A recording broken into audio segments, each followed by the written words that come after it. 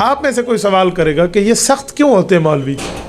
بھائی انداز خطابت میں کبھی سختی آ بھی جائے تو یہ فطری ہے. آپ کہیں گے کیسے؟ بلکہ فطری چھوڑیں، طریق نبی بھی ہے.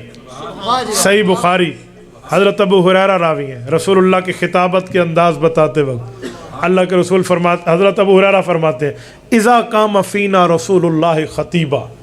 یہ خطیباً یہ حال بتایا جا رہا ہے رسول اللہ کے انداز خطابت کہ جب رسول اللہ خطابت فرماتے وعلا صوت، حضور کی آواز بلند ہو جاتی، واشتد غضب، غصہ تیز ہو جاتا، احمرت عینا، بعض اوقات گفتگو میں آنکھوں مبارک پر سرخی چھا جاتی، کأنہ منذر جیش سبحکم ومساکم، یوں لگتا ایمرجنسی کی حالات ہیں اور حضور ایک لشکر سے ڈرا رہے ہیں جو لشکر جرار صبح یا شام ہم پہ حملہ آور ہو جائے گا.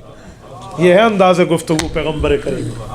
اگر عالم دین ختم نبوت کی جنگ لڑتے ہوئے یہاں بیٹھ کر پیغمبر کریم کی ختم نبوت کے تحفظ میں اس کی آنکھیں سرخ ہو گئی ہیں، گفتگو میں کچھ کرخت کی آ گئی ہے، تو یہ عالم نبی کا وارث ہے. سبحان اللہ. اس لیے آپ کو اس طرح کے اعتراضات اور سوالات کرتے وقت تھوڑا بہت خیال کر لینا چاہیے کہ آپ کیا کہہ رہے ہیں. اس لیے یہ اعتراض بنتا نہیں.